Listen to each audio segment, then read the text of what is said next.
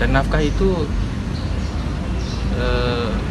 tidak lagi diberikan secara utuh oleh Pak Ronald, tapi dipotong lebih dari 50%.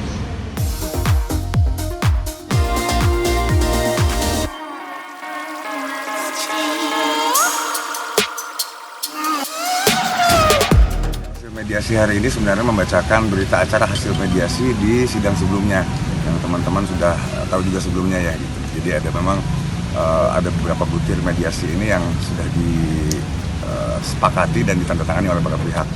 Salah satunya adalah permohonan cerai yang diajukan oleh Ronald juga sudah sama-sama disepakati oleh istrinya. Dan ada hal-hal lain yang juga sudah menjadi kesepakatan yang tidak mungkin saya sampaikan di forum ini. Dan kemudian kami menyampaikan proses mediasi ini tidak dijalankan sesuai aturan gitu ya. Nuruni itu merasa terpaksa dalam melakukan mediasi meskipun pada akhir tanda tangan gitu ya. Dan kemudian tetap berlanjut ya, tidak jadi soal itu, silakan saja. Dan kemudian persidangan berikutnya akan dilakukan secara online. Karena lebaran saja saat Pak Ronald telepon itu anak-anak tidak mau mengangkat. Itu informasi yang saya peroleh. Tidak tahu kenapa penyebabnya, tapi kemudian kirim WA, tapi tidak tahu juga apa isinya, dibaca atau tidak juga tidak tahu. Begitu. Jadi itu momen lebaran kemarin. Dan nafkah itu tidak lagi diberikan secara utuh oleh Pak Ronald, tapi dipotong lebih dari 50% dibanding biasa. Padahal Pak Ronald masih berkewajiban seperti biasa seharusnya tetap 100% memberikan nafkah.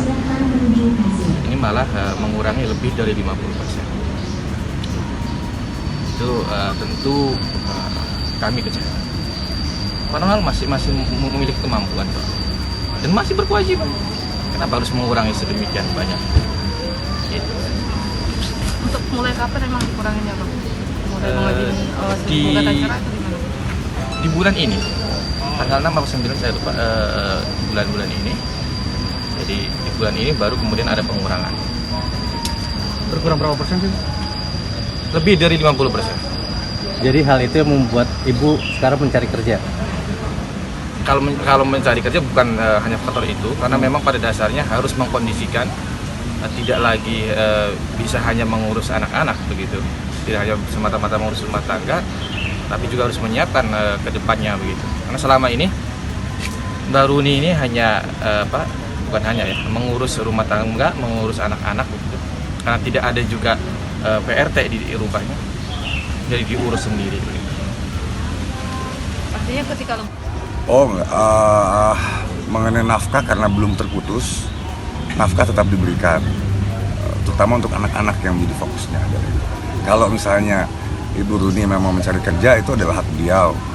Kami tidak masuk ke wilayah itu karena masuk ke wilayah privasi beliau, dan kami juga tidak mau mengomentari terkait pernyataan tadi.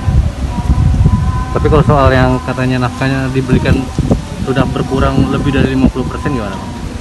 Jadi nafkah itu tidak diwajibkan dalam nilai tertentu. Justru karena nafkah itu dari suami, maka suami tetap, selama masih belum ada putusan tentang perceraiannya, maka suami tetap